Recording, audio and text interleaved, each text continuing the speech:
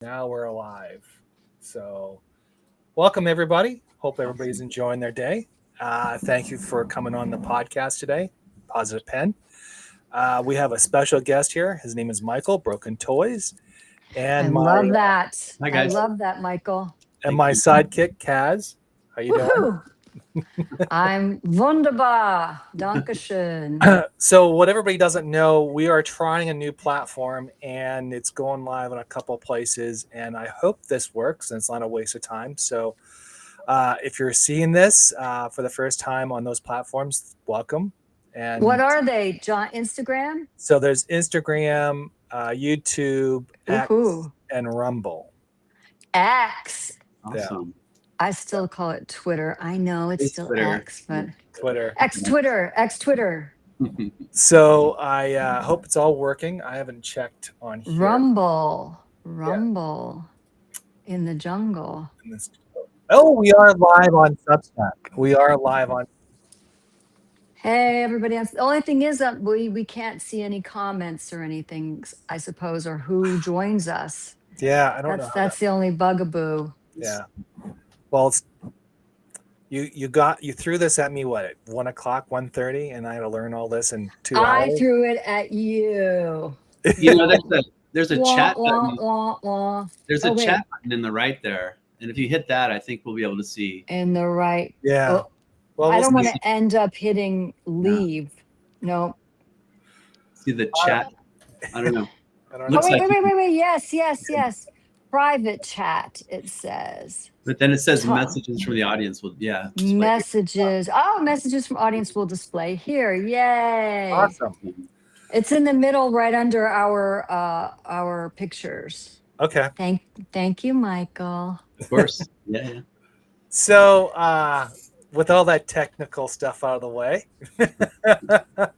Take two. we're gonna. So, welcome, Michael. We appreciate it. Now, Michael, I ran into him. Was it about a month ago? I think so. Yeah. It sounds Yeah. about right. And so we were talking about divorce and all the fun stuff that we're talking about. But one of the things he had a very different perspective on how this happens. He was talking about from a childhood experience.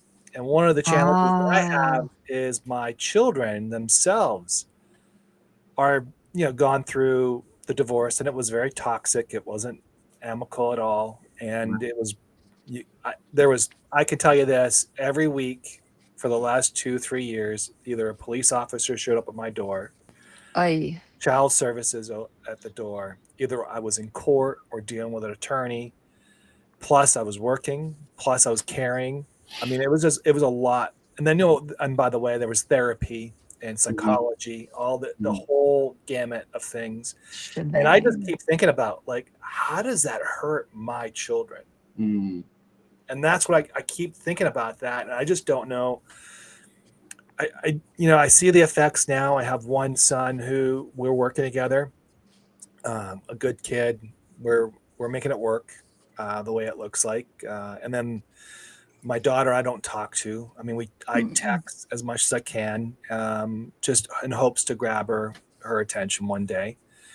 And I do send her my books and things like that as a gift. And then my middle child basically left this area that we live in and moved to Vancouver, Canada, which I'm from.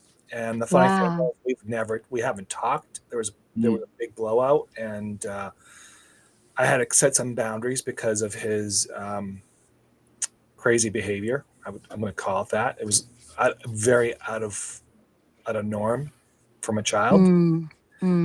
And when we did communicate, it was always hostile and aggressive. And I think that was a lot of it. But when I look back, the whole thing with my children and with my son, that's really seeking an identity of who he is or what he wants to be. And one of the things is that I've noted, what I thought about it was like he was really chasing me or chasing my ghost or learning about who I am. So you went to Vancouver to do that. And that is something you can't take. I mean, you could, as a mother or a parent, I would say, you do parental alienation all you want, but eventually the child's going to start seeking their own answers, and truth always comes out. And so when he's with my family back there, they're talking about me, they're talking about as a child, how I was raised, all that kind of stuff. So when Michael presented his perspective, that's where I think a lot of these divorces don't think, and they don't really think about the kids themselves. And I'll be honest, was I always there? No. Was I focused on them? No. I mean, it's not as much as I should. Don't get me wrong, they weren't treated anyways, and all those allegations were unfounded. So, and but the cool thing is that they're raised, and I'm trying to rebuild those relationships as much as I can. So, Michael, I kind of don't want to take your storm here, but that's really what I really thought. What I thought that's where I want to come from is like, how is a child? What are the effects, especially for you? I mean, you're a firsthand account.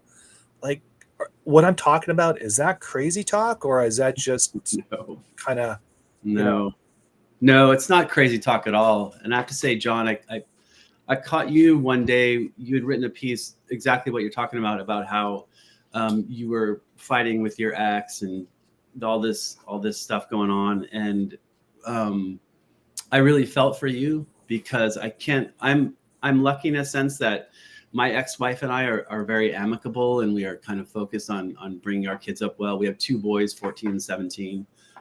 It's not easy, but we're doing the best we can, and we tend to agree on things when it comes to raising the boys. But I also came from a family of, my parents got divorced when I was 10 years old.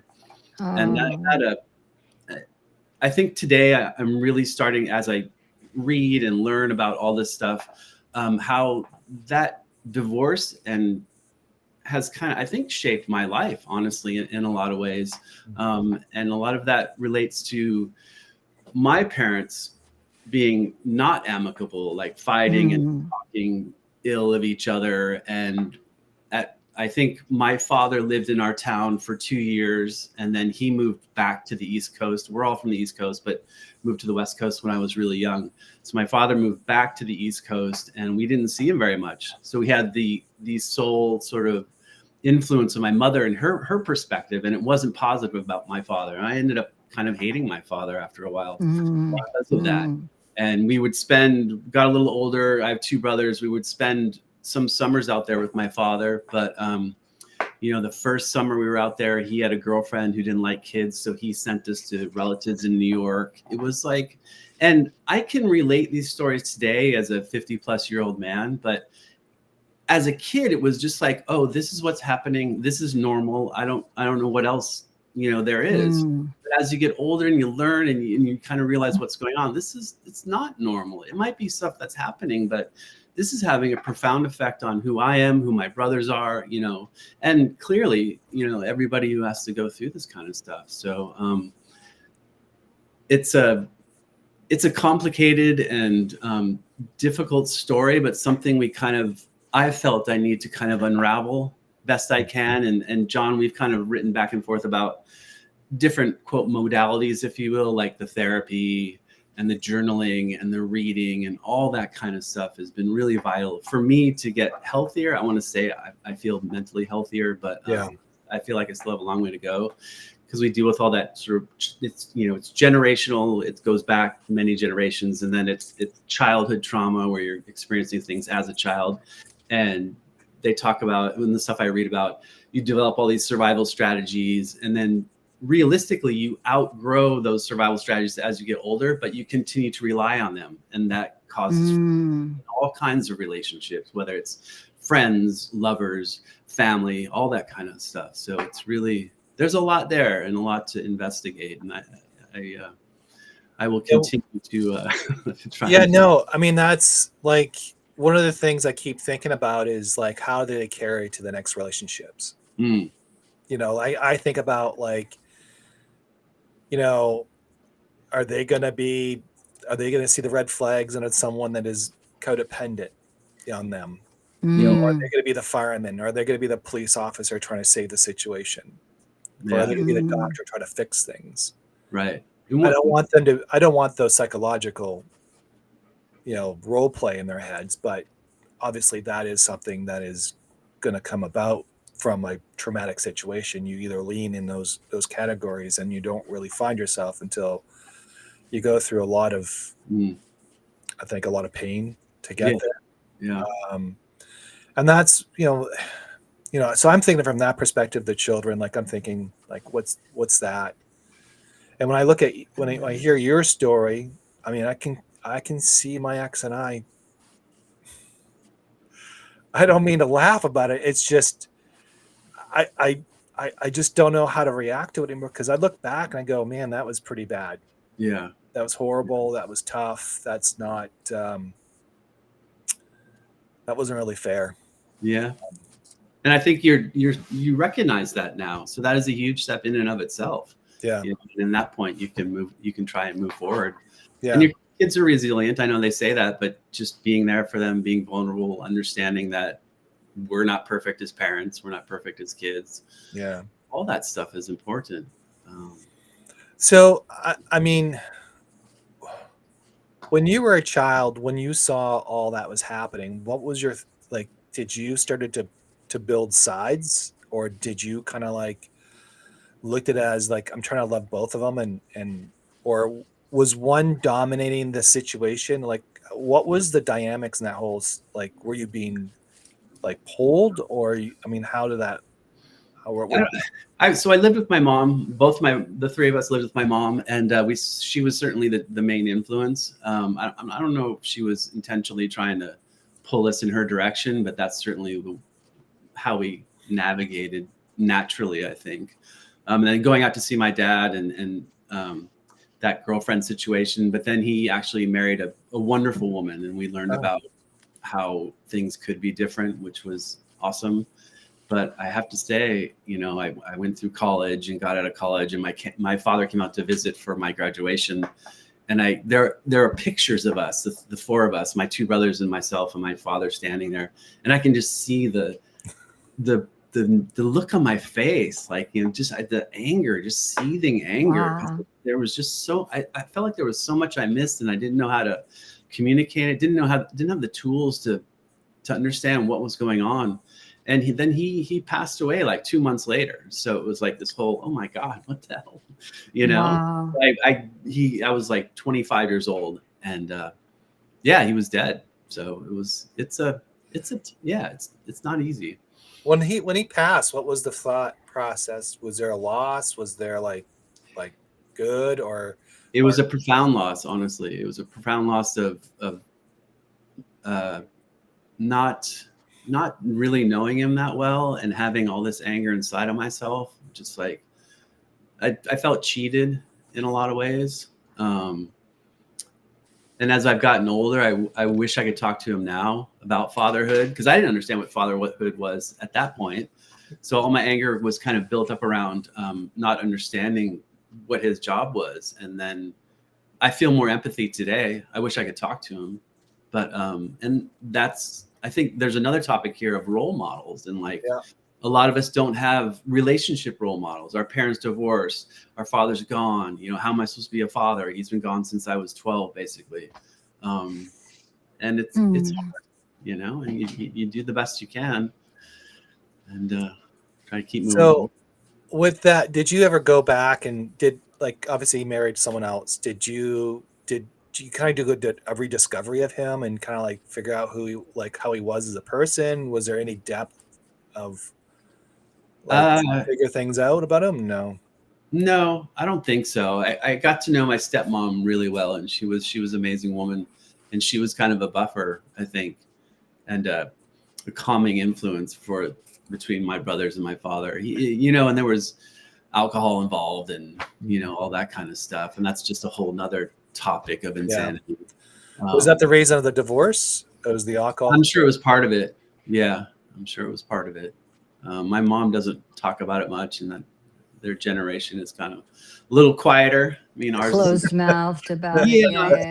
Yeah. Which I totally get, but it doesn't help.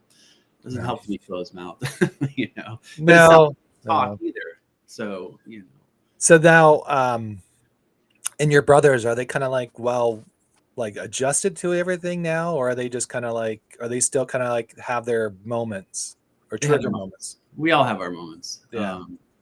Yeah, definitely. We're all like, my youngest brother's divorced. My Mm, middle brother was going to get married, didn't really work out. We're all single. Well, actually, my youngest brother has a girlfriend, so mm. it's Well, you guys live nearby each other, so we you guys do. are supportive. Okay, that's Yeah, cool. definitely, which is good. And my mom lives real close as well, so that's a big plus. And I've gotten That's to, good. yeah. So with that said, like, did you like, so is there still like trigger moments with you right now, or are you kind of like resolve those? Or you kind of just moving on? Like, because I know I have some trigger moments that I Yeah, have to figure out myself. So a lot, especially because my wife told me she was divorcing me. I think it was January 2024. So it's almost 2 years, but Oh, it's yeah, still very, very, new. yeah, exactly. Very new. And we live in the same town. We have separate domiciles, obviously, but, and we work from a business perspective really well together, like the kid stuff and finances and all that. But I make it a point to try not to see her because those are all triggers. That's a bunch of triggers. yeah. And not really talk about anything in depth other than the business stuff. So yeah. Do you see a lot in the relationship with your parents in your marriage, or was it just two different things completely? I've thought about this before, and to be honest, I don't ever almost remember seeing my parents in the same room, which Ah, sounds really weird, but it's like I don't. My father moved out when I was 10, okay. and we lived in the same house, obviously, but yeah, I don't know. I think it had been bad for a while. You don't just wake up and everything's good and then decide to divorce. So who knows? Hmm. Yeah, So, oh, go ahead. sorry. No, I was going to say, I've always looked at these circumstances with friends who had divorced parents. I had a set of parents that stayed together until the end and had no business doing that. Yeah, So right. uh, you've got those juxtapositions of, Mhm. your experience with divorced parents, and then I have my experience with parents that but we're so codependent on each other. And my mom didn't drive, and she was financially dependent on my dad. So they just stuck it out. And after my dad passed, she admitted to me that because of the time that she got married, and all of her friends were getting married and all of her friends were having children, and they liked each other a lot, and it seemed to be love in the beginning. I found after the fact cards and letters, but we were much younger. But as time went on, like, I don't think she likes him, and I don't think she loves him. She may like him. Right. And yeah, she admitted to me that it was friends, and they were doing she felt that's what she needed to do, and she had to get out of a house of with a very dysfunctional, Right. mentally unhealthy home. And my dad was handsome and just coming out of the Air Force, Mhm. and la la la la la la. But it was kind of a she only told this to me she died in January of 2022, and I think she told this to me in middle of 2021. I just point Wow. blank asked her the question. Right. And I don't I was trying to rectify in my mind being the child of parents that one of them did not love the other but just Mhm. stayed. So was I living a lie, Right. you Right. My mom know? kind of has a similar story. She said she was 19. She needed to get out of the house, a dysfunctional house. My father had just come back from Korea, and she kind of got Oh, married and young, and I totally, totally relate from my parents. So yeah, and interesting. it all has an effect on us, especially as kids. It's yeah, it's pretty profound. So now we're trying to unravel and literally like generations of trauma, just trying to figure out, oh, okay, well, let's do this life we're supposed to do and try and figure out this trauma stuff and hopefully we can get better. But Yeah. So in your current situation where you're now going into this divorce, like what was the, like, I don't want to go into details, but was Mhm. there was there some like Defining reflection, moment. defining moment or some reflection on what's going on? And with your experience, did you kind of like went, you know what, I really need to be careful with my kids, or was that ever in top of mind of that situation? Were they super aware Yeah, that this was happening? Your My kids, were they Yeah, aware that? the kids had a sense that stuff was going on, and it wasn't. There was no infidelity. There was none of that stuff. It was just like, this Lucky isn't you. working. You know, this just isn't working. And we announced it one day, and they were like, "Oh, it was sad and all that for them," but they were like, "Oh, kind of figured." And then we kind of just. Oh, wow. It was almost like a in some ways a business transaction. Like, she told me, and then. Um, we rented another apartment in the same town and did the nesting thing. Do you know what nesting is? So Yes, I would live in the yes. apartment. Yeah. And then Therese would live there, and then we'd switch, and the kids would stay in the same house. We did that until we sold our house and moved to our new area. But It's yeah, such a was healthy that way it? to do it with the Was that kids. intentional? Was that something you like? Who initiated that? That's actually a pretty good idea. yeah, Therese Very, initiated, or my very ex-wife. mature. Really? Wow, Yeah. But that's Huh. awesome. yeah, I didn't feel mature at the time, but I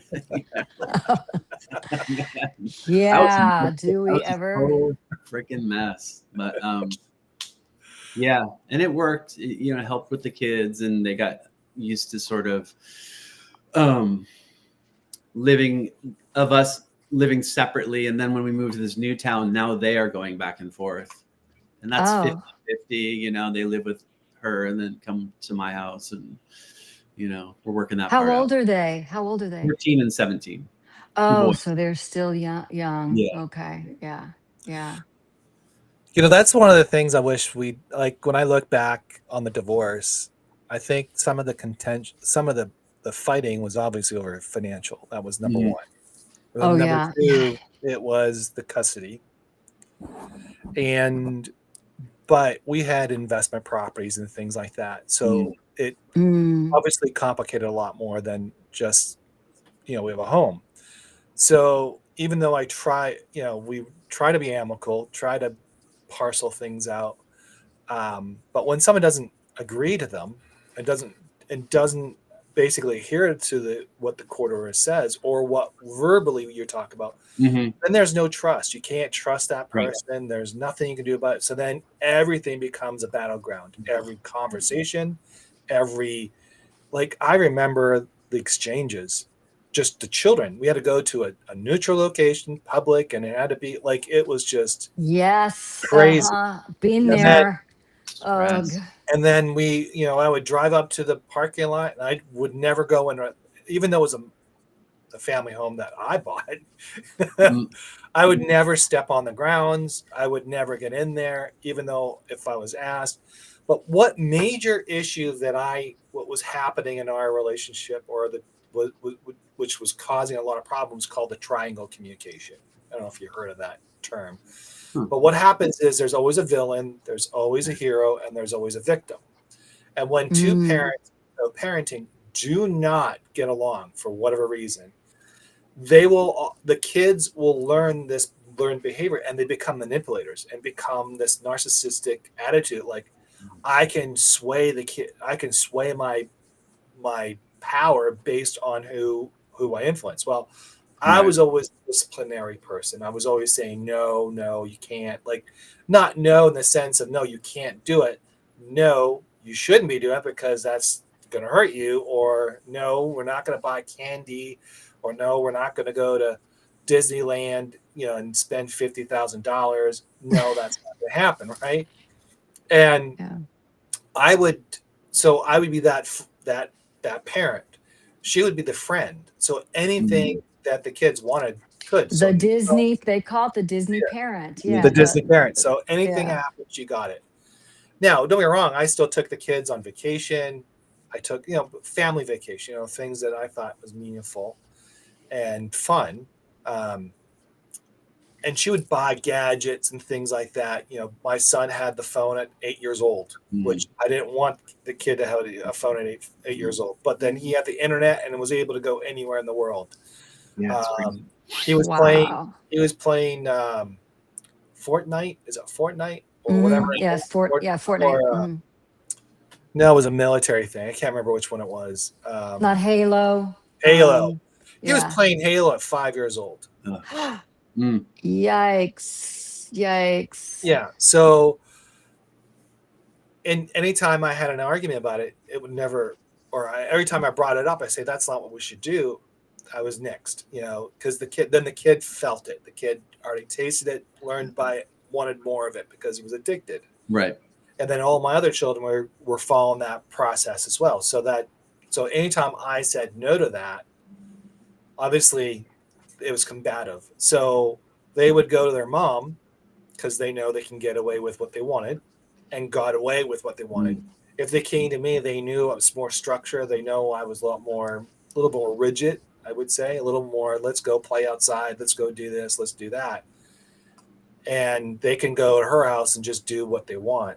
And that's what the battlegrounds were like all the time. So every other week they would come in hot, all ramped up on sugar and all that kind of stuff. And I would have to sit there and kind of like, okay, kids, like, let's not be so, kind of structure things out. Yeah. I mean, there's a whole story about the relationship part of it. And what I learned through it all was that if you're in that situation, and when I was reading a book, I would say, and I can't remember the name of the book, but I was reading it. It was like in chapter 3, Buried. If you're in this situation where where the one person's willing to win at all costs, and I mean at all costs, not just to win just for the sake of argument, but to win with casualties, no matter what. You're in a lose-win situation all the time.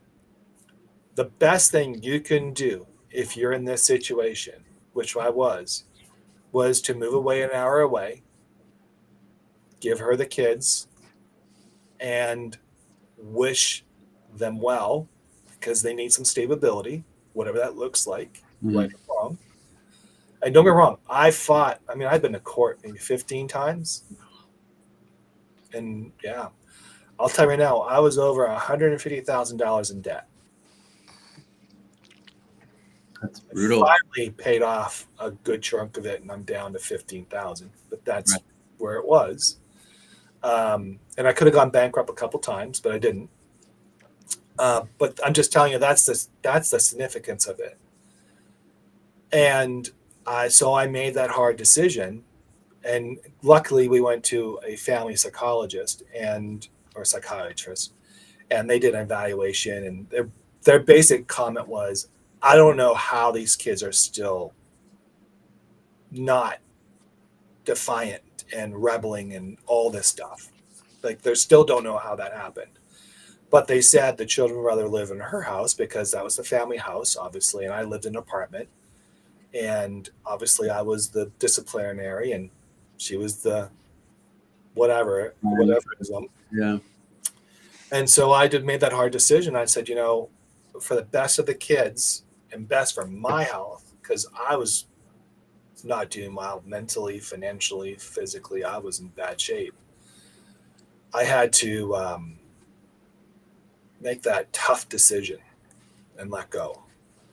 And some days I wish I didn't, but I look back and I go, that was the only option I had. Yeah. Yep. Sometimes you have to take care of yourself, to be better for them. Yeah. So I have a question, Michael, Mr. BT.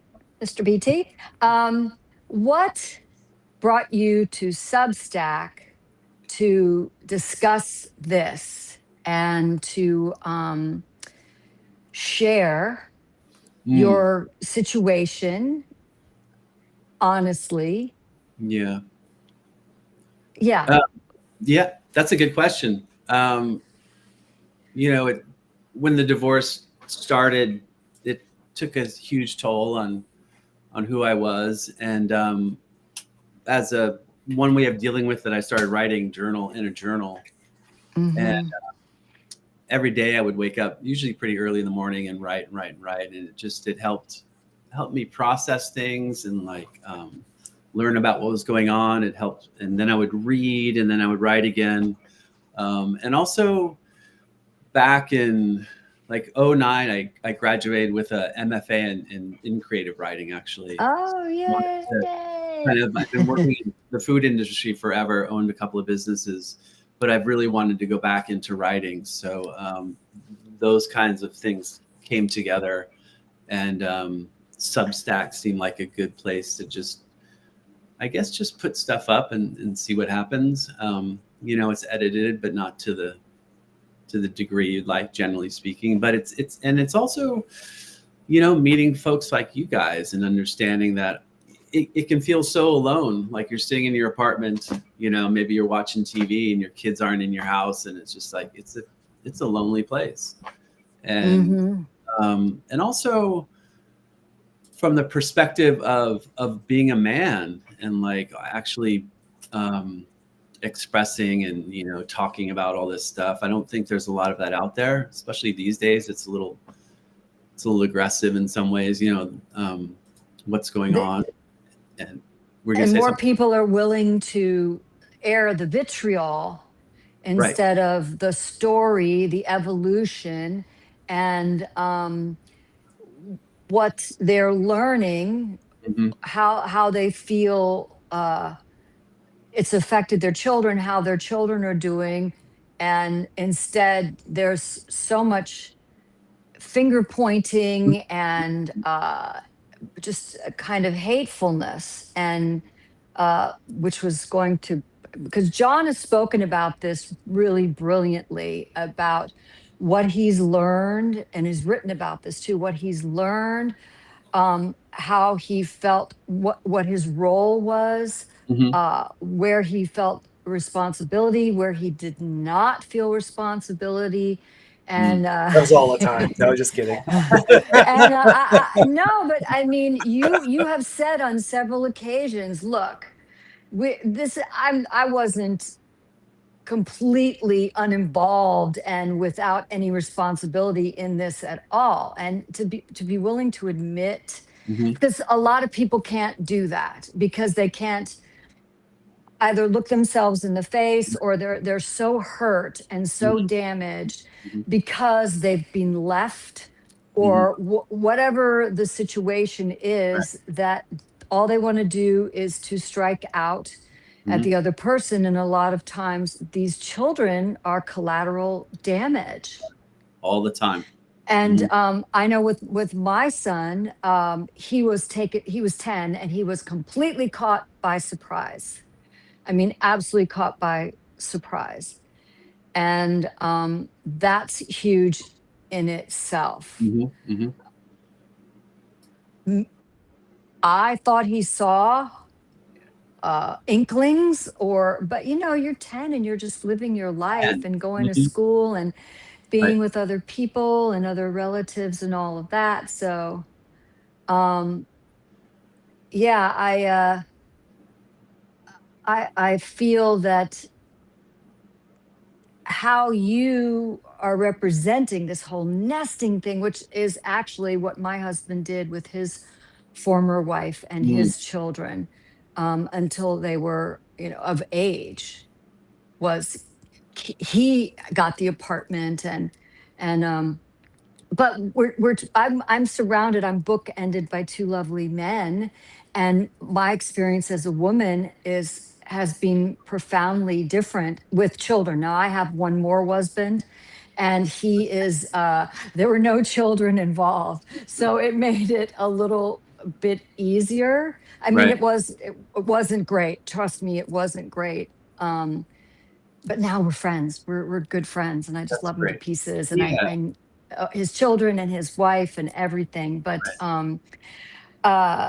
yeah, the toll it can take on children. How do you feel? And I want to ask this of you, John, too. How do you feel you have evolved what have you taken away from it that has been any positive aspect? How have you grown? Mhm. Because both of you are talking about divorce.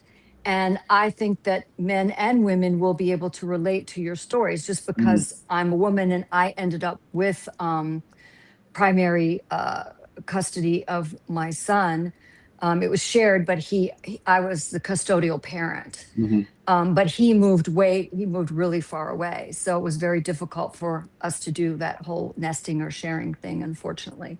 Right. But anyway, yes, I'll ask you first, Michael, since you're our guest. What do you feel you've taken away from this? What do you feel have you grown or evolved from this? Yeah, I think I've grown immensely. I had to understand that it's a story of two people, and they both have their perspectives, and we've created a life. And I had to, before we got divorced, I felt I had, in a sense, lost myself. I don't know. I could feel Mm, the divorce coming in a lot of ways, but I didn't want to acknowledge it, and I clammed up. But this is the survival strategy stuff I was talking about earlier. The stuff I developed as a kid, the early trauma. I would shell up and I wouldn't communicate, and I would just try and almost be invisible. There's an idea of mm, making yourself smaller so you don't cause problems, and that sort of thing mm, followed me into adulthood. And as my marriage started to unravel, I could feel that unraveling, and I went smaller and smaller and smaller. I just tried to almost be a ghost in the house. And then mm. the the floor fell out, and she told me she's divorcing me, and I had, I'm not a ghost. I have to face this. And doing the journaling and the reading and the therapy and the even just talking honestly with my brother. My brother's been amazing in this, just calling him all the time. And Yay. I would never do that in the past. And I think I've evolved in so many ways, honestly, but I still have a ways to go. You know what I mean? I think it's a ever going process. But, Right. yeah, it's been interesting for sure. But back to your sort of point of like, we should be talking about this stuff because we don't want these kinds of behaviors to continue. We don't want. I don't want other people to go through what I've gone through. I don't want people what John went through, or you, Kaz, or what you've gone through. It's just the desire to be better is part of it. Um, you know, So yeah, I guess it's kind of a roundabout answer, but because there's so No, many things involved. But yeah, that's growth. I mean, it really, really is growth. Yeah, John, would you share, please? Yeah. So the first thing I want to say this, and I'm going to be blunt. Having these conversations are not easy. Mm, This is probably one of the challenge things that I would say most men right. who are in divorce, who are in a toxic situation, and obviously Mike was in a better position than I was, but you're always deemed the man. Yeah. You're always deemed the person that's at fault, no Mm, matter what happened, and no matter what may transpire during the divorce or through the custody. No matter, you're always the blame. And when you look at it from that perspective, and maybe, and I'm not saying women don't experience it as well. I'm sure they do. I'm going from a male perspective. Yeah. This is what I've experienced. This is what I see, and this is what I hear from other men or other fathers who go through this, because they're told to suck it mm, up, just deal mhm. with it, and we've been told that All your our life. entire life, right? And I played semi-pro baseball. That was the same thing. And there's like, hey, get in there and just deal with it. Go do what you gotta do, more or less. Go to work. That was the attitude. You get hit in the So head, shake it off. Shake it off. yeah, Exactly. Shake it Yeah. shake it off. off. And so when the divorce happened, it it was not really a surprise, but it was kind of like done in a very poorish way. And she initiated it. So when all that process happened, and then I was in and I'm sorry not to, I'm answering this in a longer way, Okay. so you kind of have a little bit of a perspective of where I'm coming from. So I had this divorce, custody, and then I was in a long-term relationship, for 7 years. And one of the biggest mistakes I did was I didn't jump into another relationship right away, but I met someone who I should have been a lot more alerted on their quirks, because I immediately went into codependent. I I've wanted heard somebody to that take care of me. before from other I men. wanted someone Yep. to take care of me. Wow. And this did not really hit. Like, then that ended, and that ended bad too. Um, I'm not proud of it, but it ended. Um, and just to keep things, she met somebody else and walked away after what we went through. Um, and it wasn't until COVID was probably the toughest time that I've ever faced, because I was in an apartment by myself. The kids are now living there full time. Mm, I was sick. I was alone. mm, I had nobody take care of me. Zero. I mean, I sat there in that one room apartment, like freaking out. mm. But when you're in that situation, especially, and I think this is all human. And there was I forgot his name, Mark, not Mark Freeman, but there was a guy that was in Israel, and he was had captive by hostages and terrorists, and he lived alone for like almost 7 years in a small little Mm. cell. And what happens in that situation, and that's sort of like what happened to me. Like, I got there, and I started to not like me. Ooh, that's big. That's big to even. And there were some moments in that year that I wrote a little bit about that upcoming, because some upcoming stuff. And I had I wouldn't say mental issues, but I was depressed. I Yeah, you had were having mental anxiety. health challenges. Right. Oh, Right. I Yeah. was like all over the place.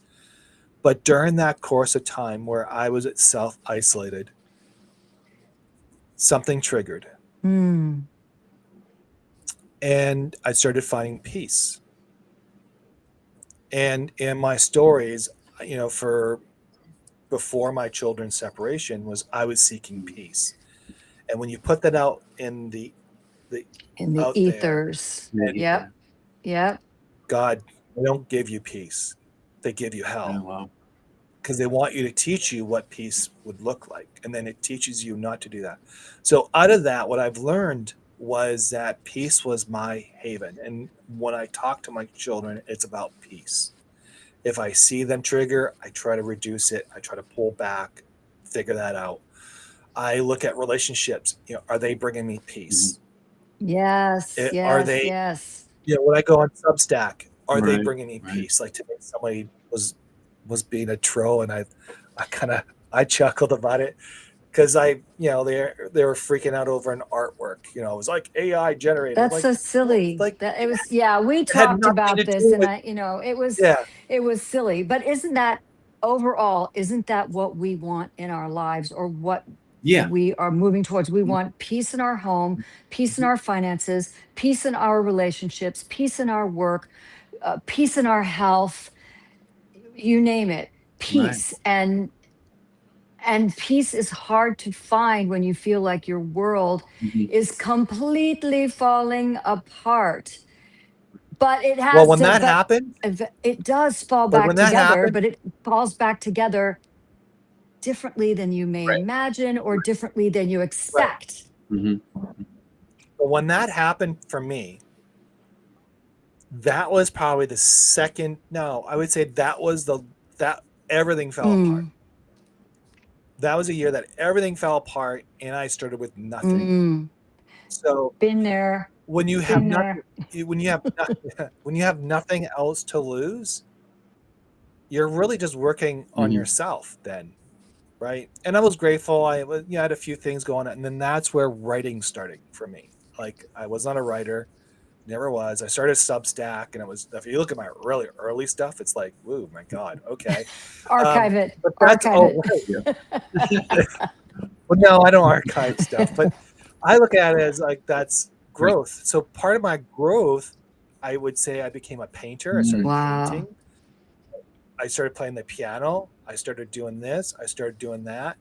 Um, but the thing is that when, and I guess this is, I know it's a long answer to the question you asked, but I think it needs to be explained in a way that so a female or a child understands a father's life is not so easy. It's not from A to Mm-hmm. Z. There's so many zigzags that man has to take to accomplish a day-to-day task, because they're not just caretakers, they're also doers, they're also workers, they're also providing, they're also trying to make sure the future is Mm-hmm. protected. They got so many things going on in their head that is probably, actually, I saw this quote, is that a female's value goes down after 30 because unless they're career oriented, a men's value goes up after 30 because they've started to get income and starting to get some wealth going, starting to show value in their lives. I don't know how true that is, but that's sort of the situation. So I think we all, I mean, peace is great, but we also want Mm-hmm. joy. We also want love. And the three, if you look at the three things that happen every year, it only happens in one time of the season. And that's Mm-hmm. Christmas or the holiday season for most of us. Yeah. Well, And that, well, for Canadians, Canadian Thanksgiving is next week, Right. but for the States, it's it's in the end of In November. November, Yeah. the end of November. but my So question is, why doesn't it happen every day? Why can't that's we what do that I've every day? always said.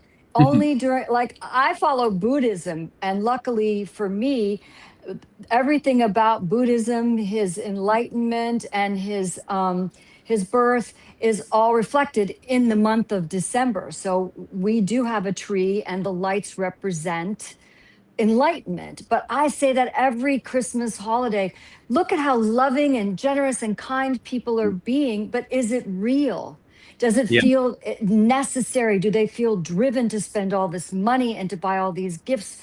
And yes, sometimes it is being pointed out to me, sometimes that's the only time families have a chance to get together: Thanksgiving or Christmas, maybe birthdays, weddings. So they make a really, really big deal out of it. But I think gratitude and love must be a daily thing. And now more than ever, we need people to be in gratitude and love as much as possible. That being said, everything is light and dark, yin and yang, up and down, dark and light. And people only want to live in the good and positive, and that's not possible because we grow. Mm-hmm. John and Michael, I am sure both of you have, I know you have, John, and I'm sure you have, Michael, grown Mm-hmm. and evolved and had gotten so much more awareness because of the dark you've had to go through, the hot and cold, the Mm-hmm. sour and the sweet.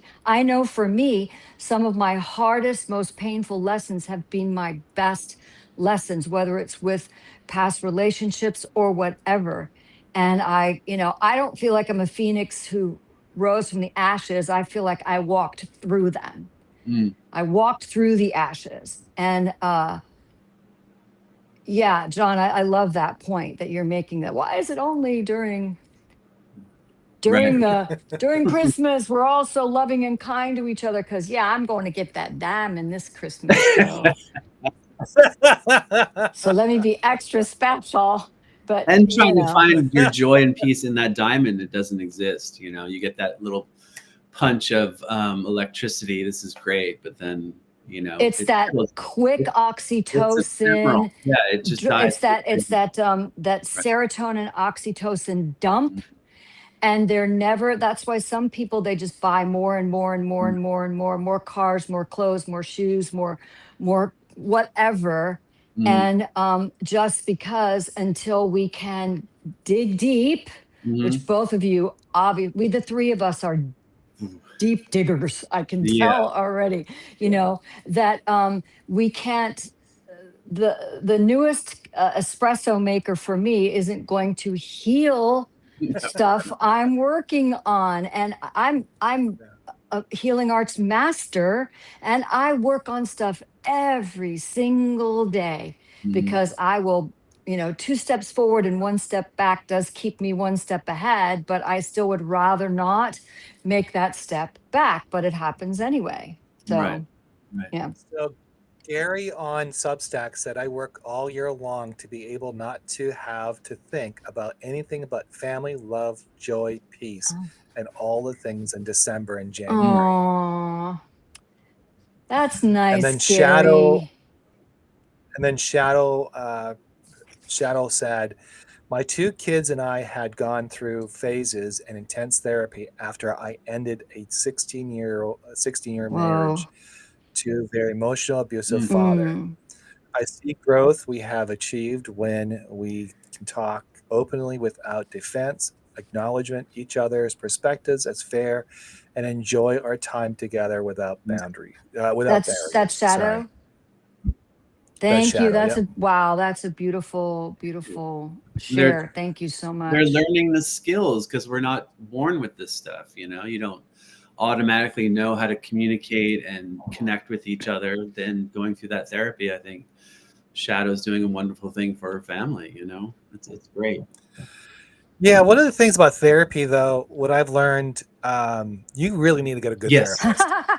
Oh my gosh, I just heard a horror story a couple of months ago about a therapist, client, patient of a therapist. The therapist made her codependent. Mm, So, Yeah. you can Yeah. help them. uh-oh, They're, did I lose? Oops. Oh, the therapist yeah. The actually made the patient codependent on her, and Wow. then did all sorts of yeah. mind games with her. You really do have to be careful. And I've tried therapy several times. There was one therapist in Vancouver, family therapist. I loved her so much. I will never forget her. I will never forget her name. I've told her on many occasions.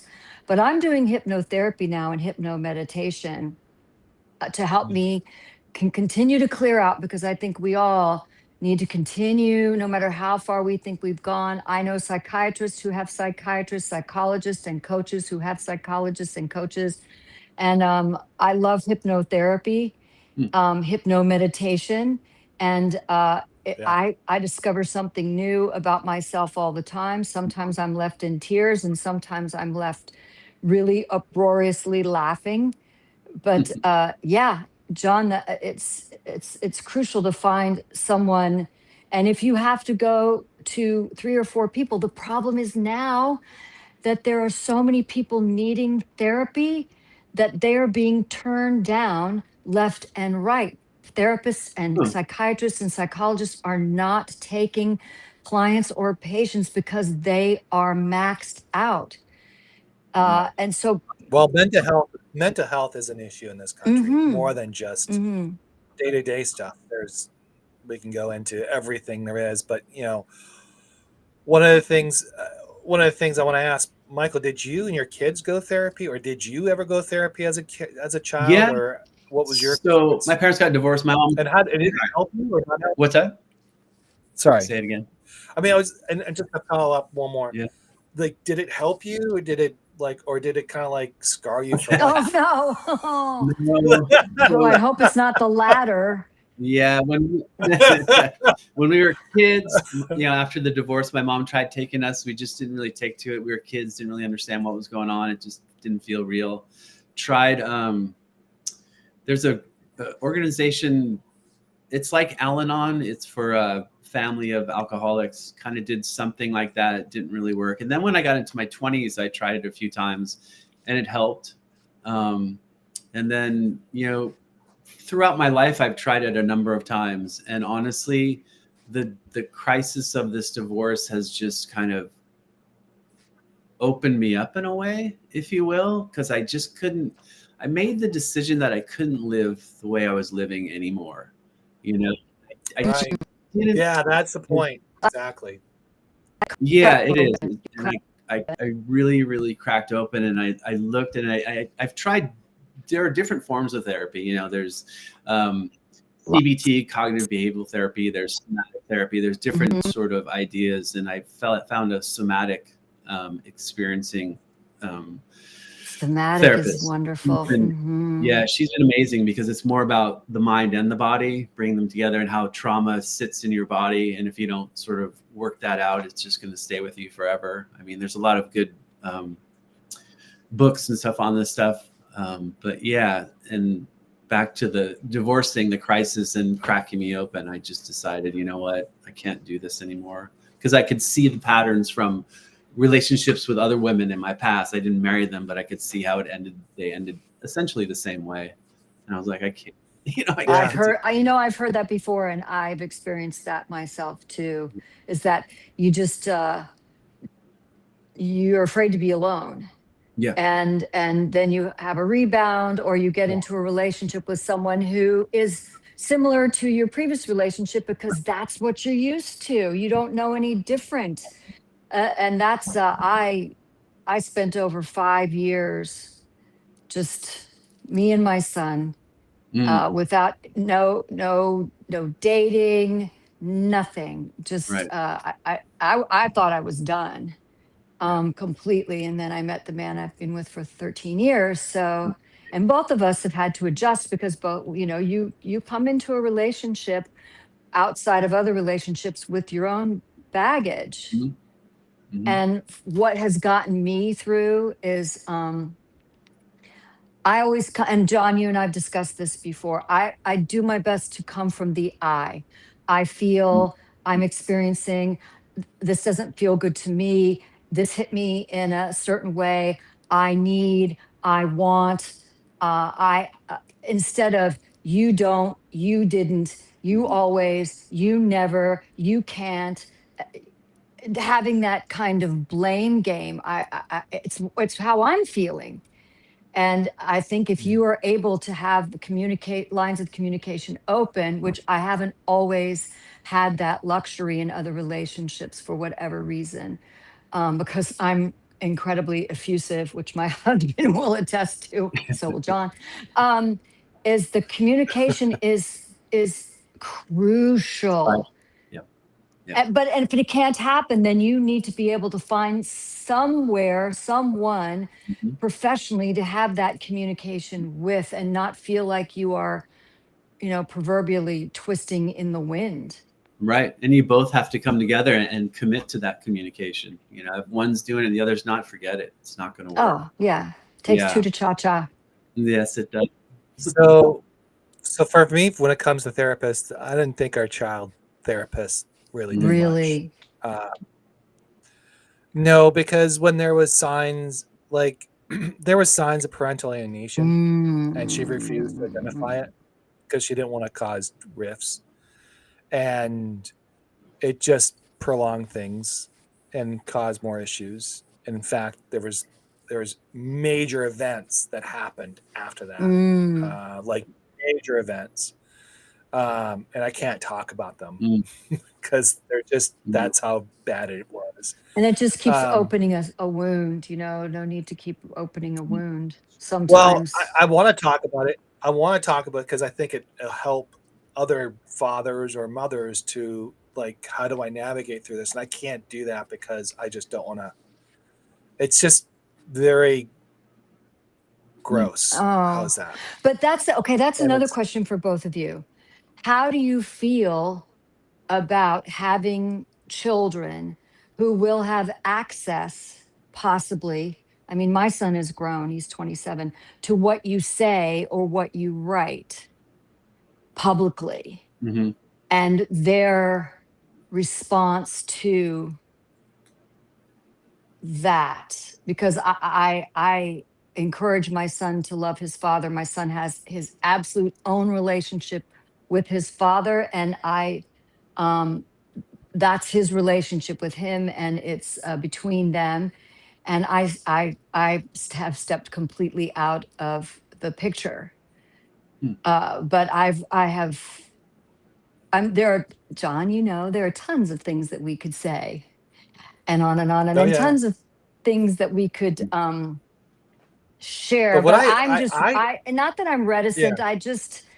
It just, it's not going to change anything. And I know that a lot of people reading us and watching us and listening could get something from what we have to say at a relatability. And frankly, hello, that's why we're here. We want Right. to entertain and share and hopefully have relatability. Right. But where do you draw? Have you considered, do you draw a line? And if you do, where do you draw a line with what you are going to reveal publicly? That's a really good Michael?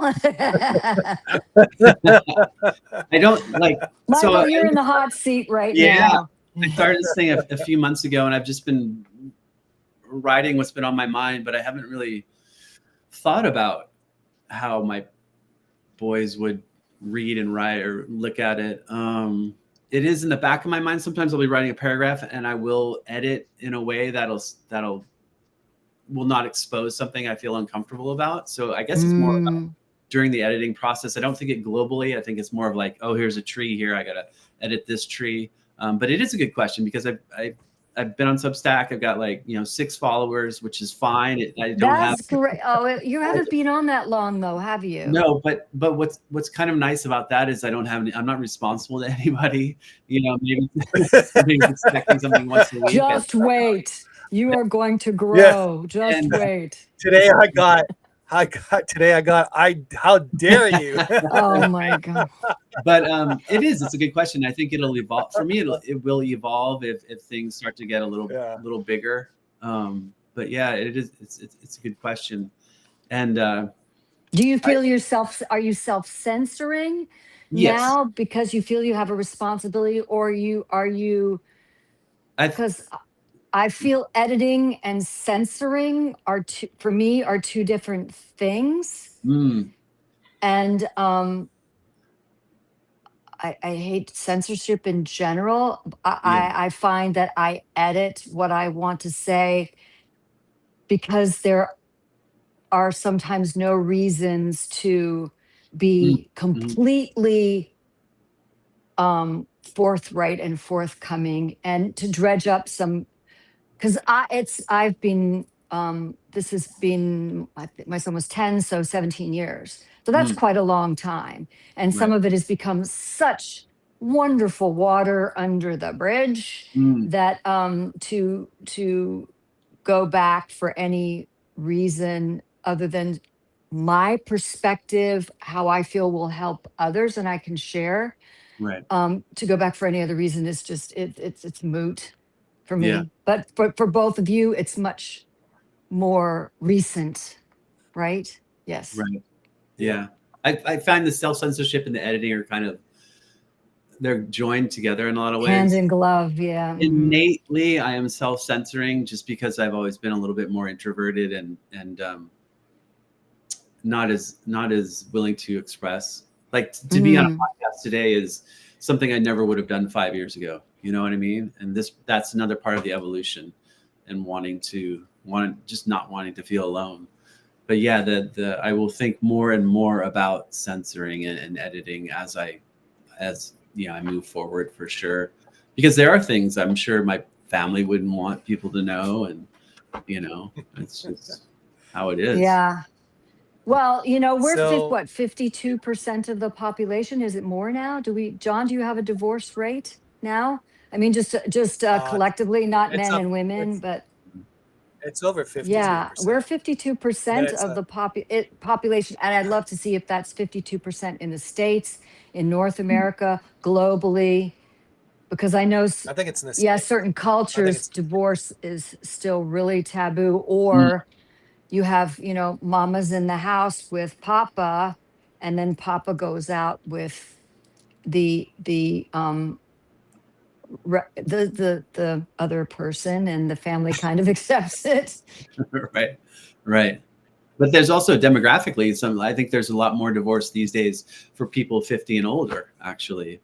And you can break it down in that way too. So a lot of women are finding themselves divorced 50 plus or widowed 50 plus, and they never remarry. They might date, a lot of them don't, but a lot of them never ever remarry. Where in my dad's generation, divorce or death, his generation, the man, the widower, got in a relationship and remarried Right away, right? quite quickly. Yeah. Right. Hmm. Right. And I guess millennials, I'm told, or I read an article about them and their perspective on relationships and all that. They're a lot quicker to make that divorce decision and move on. And there's just like, they're growing up with the internet and the idea of infinite choice and like, oh, I was married for 5 years, I'm gonna get divorced, I'll find someone else, blah, blah, blah. So yeah, there's a lot of different things going on with different. That's an interesting statistic. Yeah.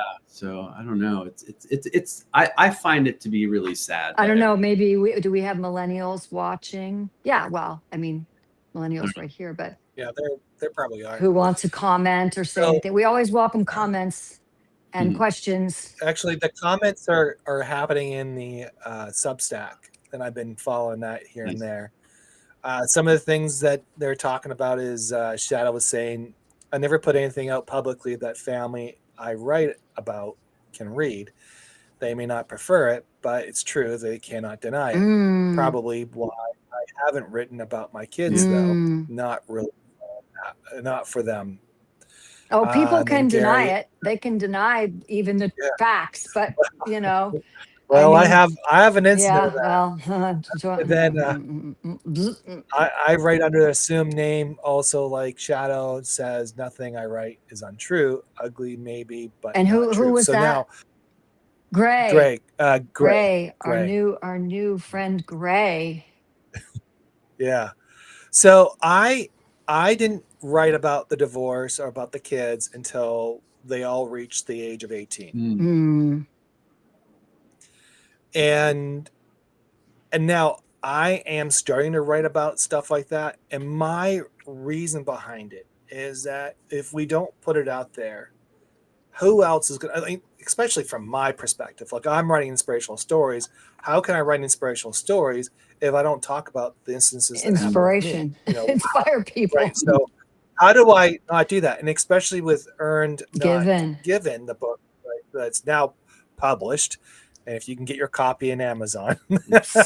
Shameless plug. But I want Earned Not Given. I helped edit. Awesome. Yeah, you did. There it is. It's right here. Ta-da. Right there. But the thing is, in there, I didn't really write in a victimhood or try to blame anybody. Right.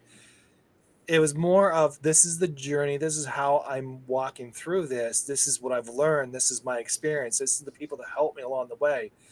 And that's really, it was more of an understanding and helping, and people helping me along the way. How did I grow out of that situation? Because if you look through, that's the whole journey behind that. I am writing a little more and more. And then actually in one of the chapters, I talk about postcards, and the postcards are getting discarded and they're not going to the children. Oh dear. And I never named her. I never called her out. I never said this person. I never said anything. Mostly I referred to her as the ex. And I have several exes. As do I. So I, not marriage wise, but in relationship wise, as do I have other, so she responded, and my response to that was, so you're owning this? Well, yeah. I mean, you can speak in generalities about certain circumstances, whether it was someone you were in a relationship with or someone you were married to, and not name names because it's not necessary. And then you have one person who pops up and says, so you're airing our dirty laundry. And I thought that was a really good, how did you know I was talking about you in particular? Well, the idea behind that is you have to put some substance behind it and some truth, like facts, facts of what happened. Facts. Yeah. But the thing is that when you read some great writers out there, like a lot of great, like I'm in the 1920s. That's my generation of writers. Authentic, raw, put it out there. Don't really Hemingway, care who it hurts. Yeah. Fitzgerald, F. Scott Fitzgerald, and Stein, Gertrude Stein, Orwell's the other one I Orson like. Welles. Yeah, Orson Welles was great. Yeah. Yeah. But they, when you listen to them, or you listen how they write, or you read how they write from a perspective from their point of view, from their pain and so forth. So obviously when I write, that's how I'm looking at it. Now, do I not really, do I color the lines? Absolutely. I don't go to the point where I'm going to pour out, in details of every little thing there is, because I think that could be a little bit People, too. places, dates, names. That's a liability. That's a Well, yeah. liability. I I think you're mean, crossing. You're slander, slandering and stuff like libel. that. Yep. Hmm. And, And it's your word and against someone else's. yeah, He said, he and I said, don't want she to be a. said, she said, Yeah, she said, he said, he said, yeah. Yeah. I don't want to become a tabloid writer. That's not my goal. My goal is Thank to goodness. now, Yeah, no doubt. but my writings are for my children, because you can understand, I was trying to be erased in their lives, and so I fought to be in their lives. Here's a father wants to be in their lives, and I wasn't allowed to be in their lives. Mm, Does that make mm. sense? I was being erased. Like, all of a sudden, a new man showed up, dad. Mm. All of a sudden, I can't coach because of the new dad. All these little things that were happening in my relationship with my children was always interference, and basically trying to be erased from their existence, which is physically impossible. That's why my middle child went to Vancouver, more or Well, and less, these are in their because formative years too. These weren't since yes, they've become of age. I mean, that's what Michael's dealing with right now. Is your children are still in their formative years. They're not of age.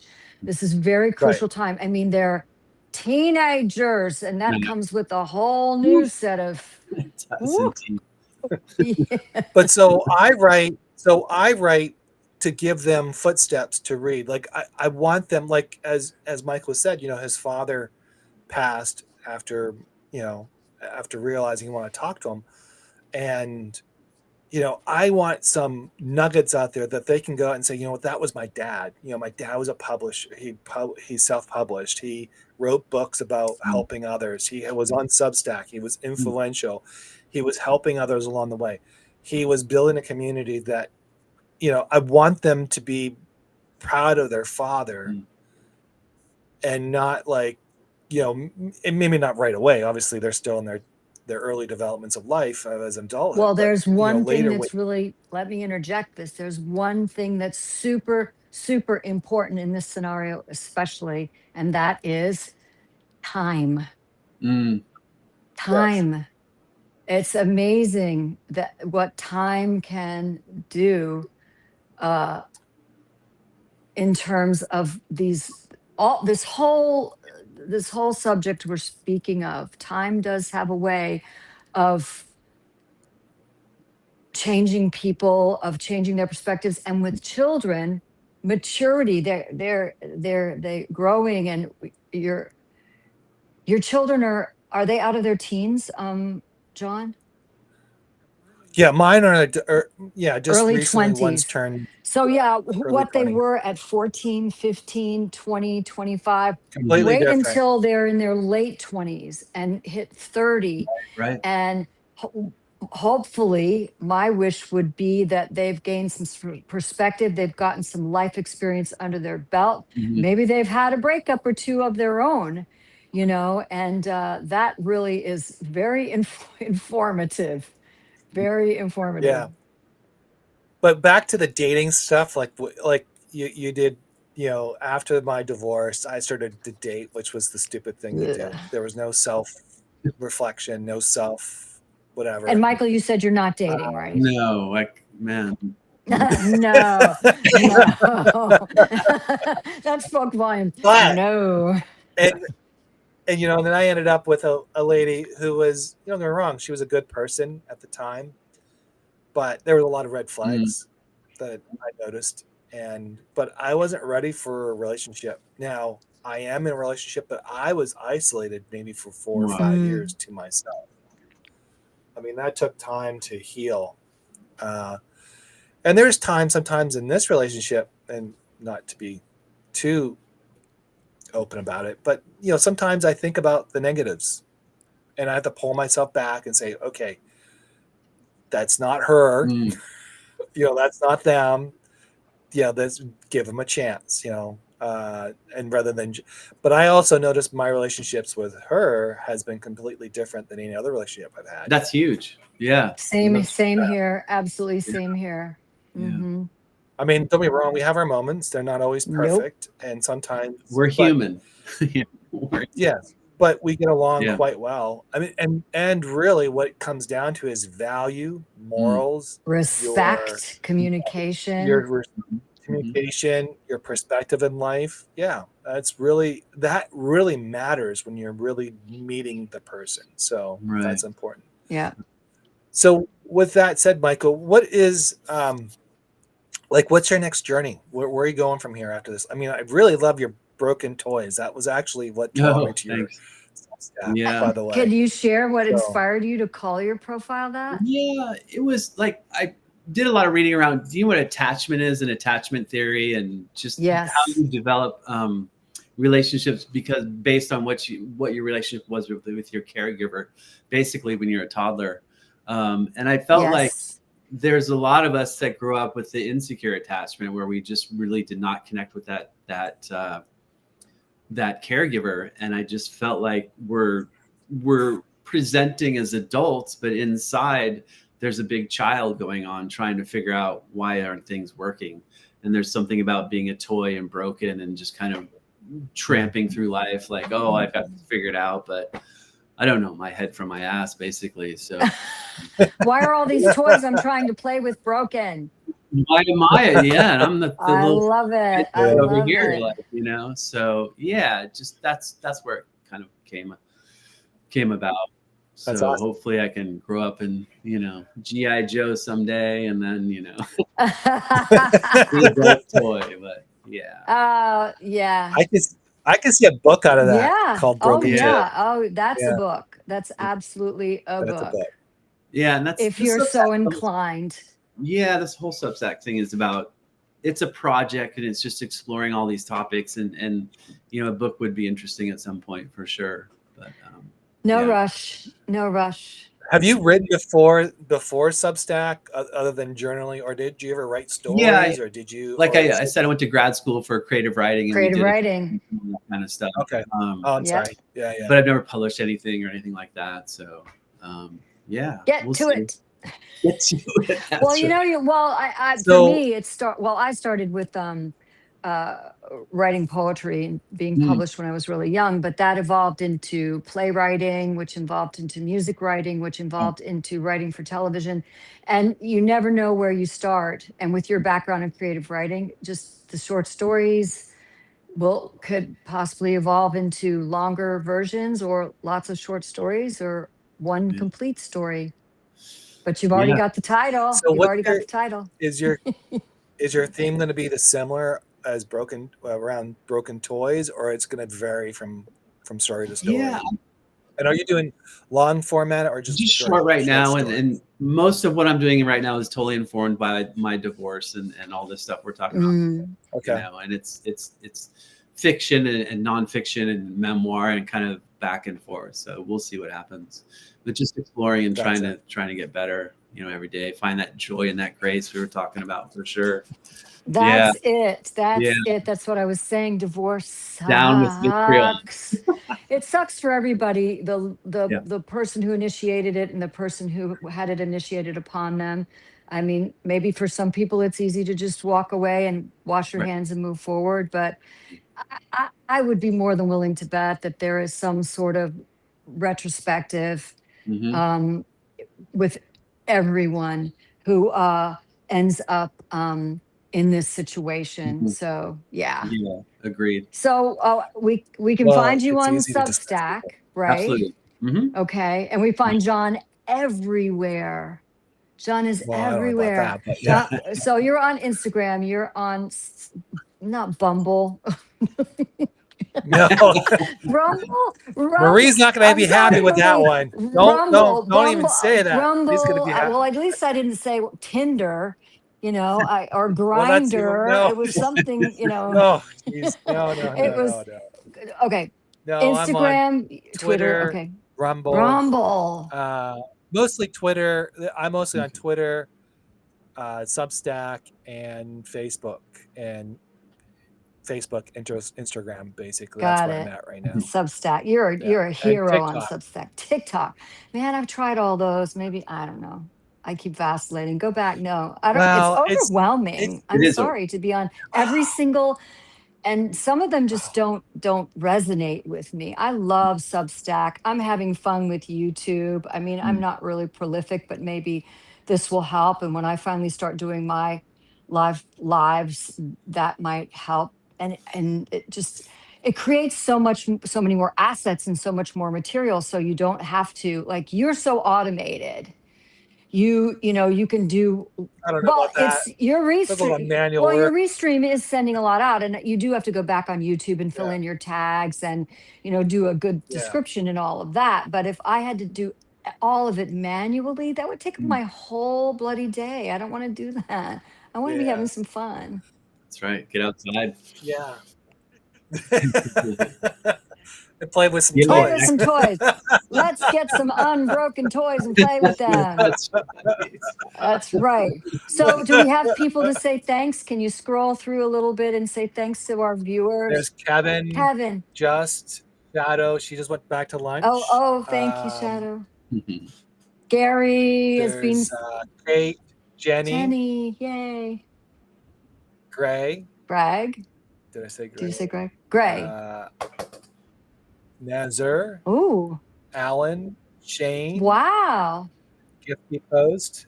Margaret's here. Margaret, shout out. Yeah. Well, for me, this has been great because I like other perspectives and Mhm. I want to hear um, other perspectives. And Mhm. I didn't mind being monkey in the middle. So, Well, I think I really, quite honestly, I think we have to have more dialogues of this because I think our system is Mhm. broken. Basically, when it comes down to the divorce system, I think it's Mhm. broken. I think it's not a win-win, meaning it's always a lose-lose or lose-win. And I've been, I always thought through the divorce, if I can make a difference in the divorce, that's what I want. And I was thinking, how do I do that?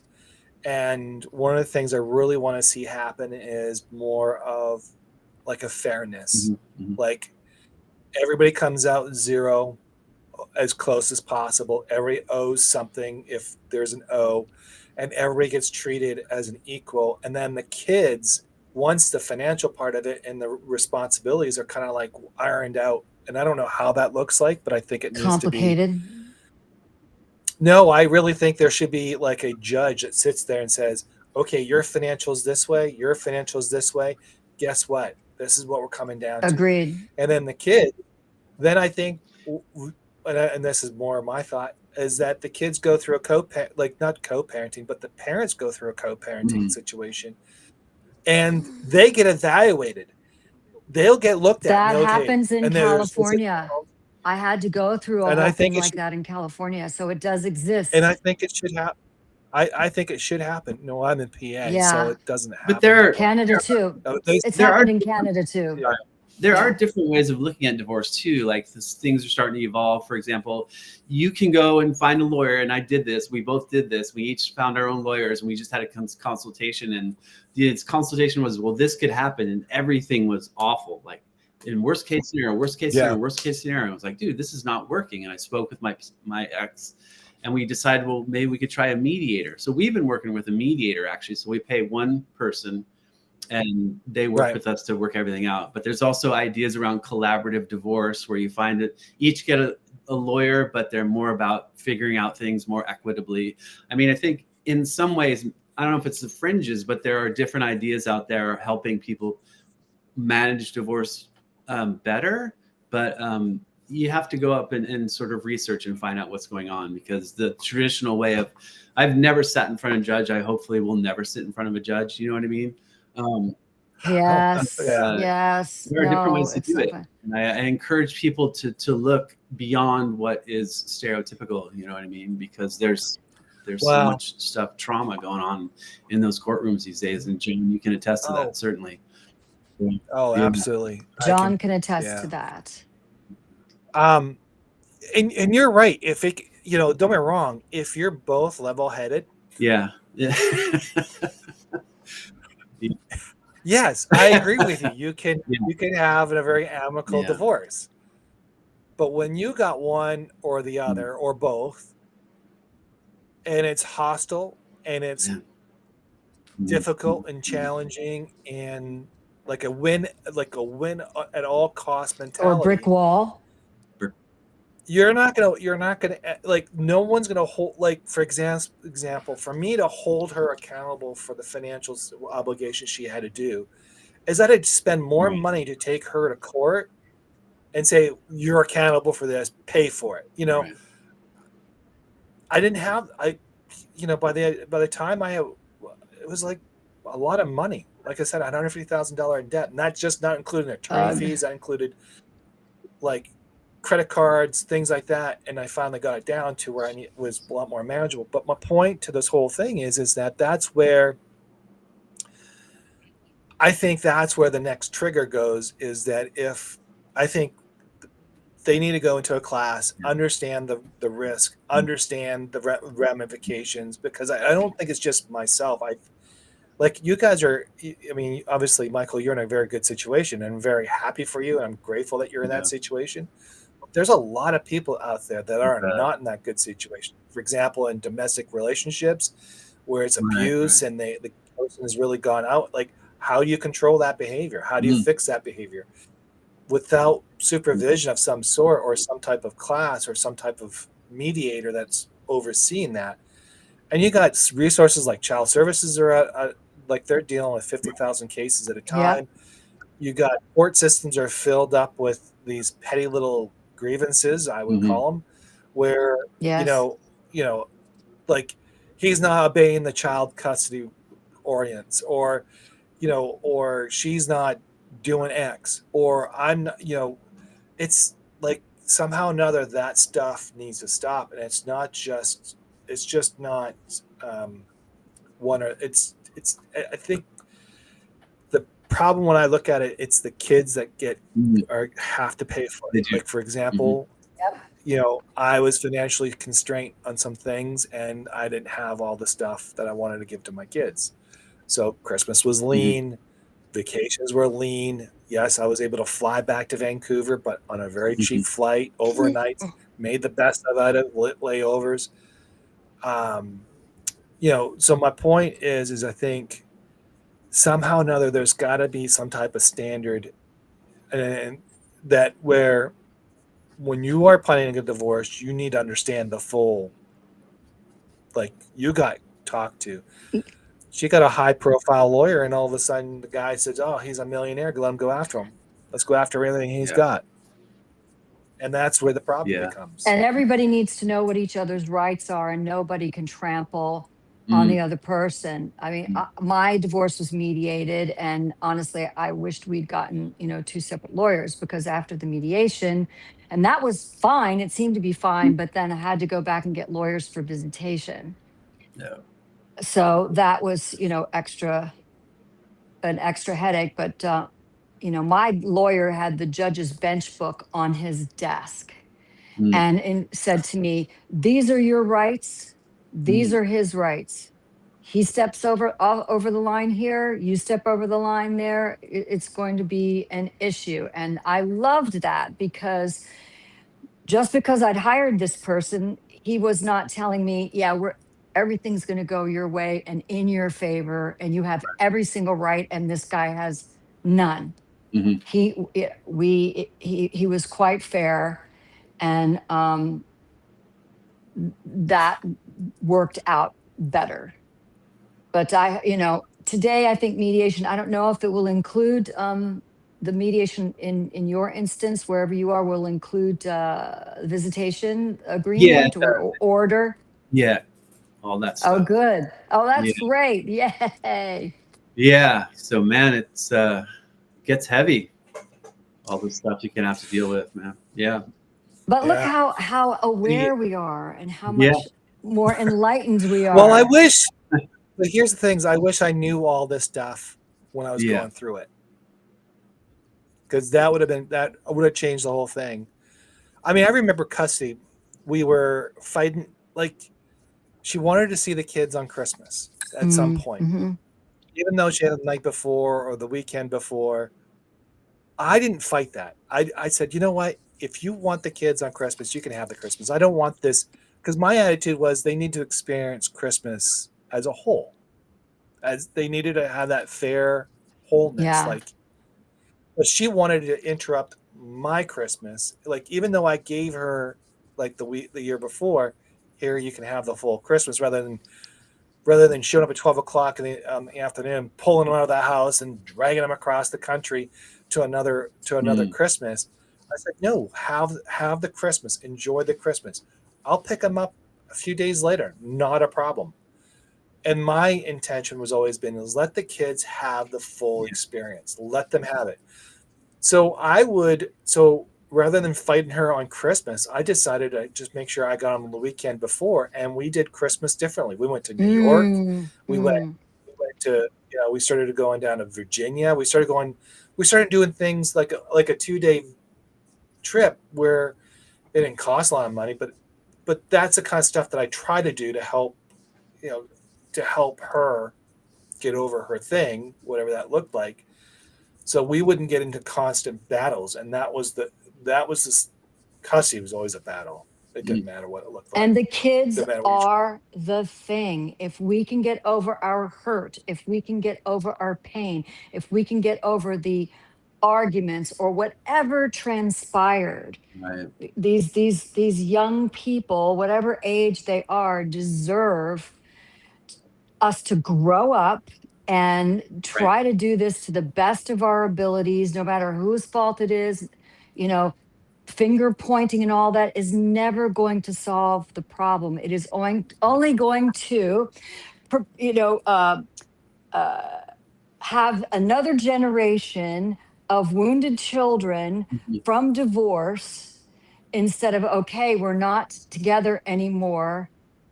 Let's not damage these children any more than, maybe if there was arguments in the house or whatever transpired in the house and they heard all of this. Let's not drag them through any of this anymore and give them a chance to move forward Right. and be healthy about it, because that can translate into their future relationships. They're going to bring in the damage, the hurt, what they witnessed, what they heard, what they saw.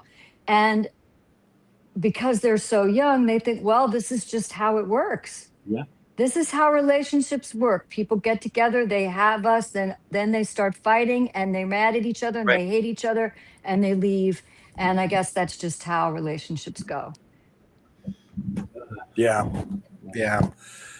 But we can't fix it in one sitting. But We the can idea here certainly was to try. But I really hope that people got some value added out of this. That's really what the intention was. Yeah. And if you are going through a divorce and you are kind of going through whatever the case may be, or you're having some domestic relationship issues, or you're Personal. having you're having a breakdown, or you're not thinking out straight, you're more than welcome to reach out to me. I'm sure Michael will be willing to, Kaz. We maybe not have all the answers, but maybe we can help you out in a way that you just we're an ear. And that's really what we're about. And I think at the end of the day, you don't need to walk through this alone. Right. There's people here to help you. At the very least, And just to dialogue, Exactly. Yeah. to just experience is so listen. important. Yeah. Yeah, to listen and to, what I do in the healing arts is would help give you tools for meditation, moving meditation, for, change your thinking, help you know yourself better so you can be yourself better, so you can radiate yourself better to attract better. So anything else you want to add there, Michael, at the very end here? I mean, we're getting close to the end, so I just want to thank you guys so much for inviting me. This was awesome. I really enjoyed it. We Yeah. You're Yeah, welcome. it was really wonderful to have you. And we still haven't talked, but the biggest thing. Okay, Michael, here's the thing I'm going Okay. to ask you.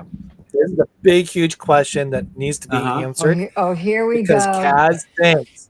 Kaz No, I don't. thinks. I know what you're going to say, Yes, and she I do does. not think this. Yes, No, she I does. don't. Yes, she does. Paramount thinks this. She thinks Robert Redford would have been better than Al That is Pacino such a lie. or Brando in The Godfather. No, What do first you off, think? Robert Redford was up for the role of Al Pacino's role, and Paramount wanted him. I didn't. I just delivered the info. I didn't say Redford was the best choice. I love. I will. I would. Be a puddle at Al Pacino's feet. But yeah, he's got. He's got to stir it up. I love you for it, John. You just got to stir it up. You got to watch the fur fly. That's funny. Okay, but No, yeah, Al don't Pacino you is think that? really for that Come role. on. Al Pacino. Yes, Well, no, Al really Pacino, right? yes, of There you go. course. Kaz, I told you, you're losing this battle all the No, I time. really think it should have been Ryan O'Neal. This is a marriage drama. I think it should have been who I don't know, Edward G. Robinson. No, he would have been too old. Al Pacino was perfect. He was perfect, but John's never going to let me live this down. But you know what, John, I love you for it. Keep up the good work. So, Michael, what was your favorite movie all time? Wow, there's like a list of favorite movies. I don't think I can pick one. Right? Which one have you watched like 15 times man. already? I don't know. What about your kids? Which one do you watch? We watch horror films actually. We just watched 28 Days Later. Wow. Oh wow. My youngest loves horror films. I don't know what it is, but yeah, we watch them. It's fun. It's really fun. Yeah, we're kind of moving up. So there's 28 days later, there's 28 weeks later, and then now there's 28 years later. We're on 28 years. We have to watch that one. So yeah. Wow. Okay. Yeah, it's fun. Are they watching All we right. love Fallout? Are they watching anything like the series Fallout? No. Yeah, Fallout is streaming. It takes place in after a nuclear war, and you've Okay. got the people that lived underground and procreated and survived underground, and then the people that ended up on the surface. And Okay. it's violent. It's a bit horrific, Okay. but it's Check it out. really good. It's really Awesome. good. Yeah. Some great suggestions. John doesn't like horror. He already said. No, No. not at all. Mm-mm. I'll watch a war movie. Like I'm into war movies, like Hawk Ridge, I saw Ridge the other night. Too close to home. Private Ryan. Those are good. Oh, I could barely made it father through used to watch Saving it. Private Ryan. I just cried the whole time. It just Mm. tears me apart. Well, I look at it from a historical perspective. Like I love that. I love history. Yeah, my husband So too. World War II was probably very Yeah. history buff, but I can go back even further in history that I like. So, but battles decide how the countries will survive or they become. So, Yes. you have to really when you understand the battles of the war, then you understand why that country lasted such a long time. And How so it was won it's part or of the lost goal. because of that particular Yeah. battle, right? I get it. I'll give you a prime example. In 1936, in Madrid, Spain, Franco was a communist at the time, and then there was another fascist part of it. Yeah, so he was communist. But in that war, like the Civil War in the United States, there were they fought on both sides, families. And they came from all over the place, like from Germany, England, you name it. It all came there, and they all fought against either because of an ideology, not because of the civil unrest. It was all based on, and that's where Germany tested a lot of the Blitzkrieg scenario and the fascism and all that. That's where they learned that, and it was very interesting you started to see the dynamics in that war, how that was won and lost, and why people supported each side, because they were testing things for the Great War. That's another podcast for It is sure. indeed. Well, that's just it's just silly knowledge I have in the No, back and you're of my head whetting that I never get everyone's to use. appetite about it, because there are a lot of people like you. I love history. I absolutely love it, all the way back to Greece and Rome and Egypt and all of that. I was insane about Egyptology I still love it for the longest time, but we have a lot of topics we can talk about. No doubt. Yeah. All Awesome. right. Well, anyways, hey, we went a little We're going to wrap sidetrack up there. again. We get back We in. faked you out. Now we're really wrapping up. Right on. Where can they find you there, Michael? Where Yeah, can it's just everybody Broken find you Toys on a Substack. So yeah, awesome. Okay. And Kaz, anything for you? YouTube, Instagram, and predominantly Substack. All right. Well, thank you for watching. We appreciate your time Very today. much. And I want to thank Michael for pleasure. joining us Yeah. and Kaz for being the Thank co-host. you. And, thank you for listening to another episode. Support us when you can, like, share, and comment when you can. Follow, subscribe. And if you have any questions about all that good stuff. And if you got any questions, if you got any questions, please follow us if you want to follow more. And in the meantime, if there's anything else out there that you want to talk about, feel free to reach out to us. Yes. Awesome. Yes. We And remember, what month is this for awareness? Mental health awareness, and it's domestic violence awareness and intimate partner awareness. And breast cancer. Wow. Yeah. It's a big month. It's a big month. Yeah. All right. Well, anyways, we wish you all well. And thank you for joining us. Awesome. Appreciate it. Thanks a lot, guys. Yeah. Thank you. Thank you. Thanks. If I can close this. Bye-bye. Oh, he's back. I'm still learning this. Okay. Now it's just you and me. All right. All right. 3, 2, 1. I have no idea. We're still here. Isn't this? Oh, end stream. I found it. Yes.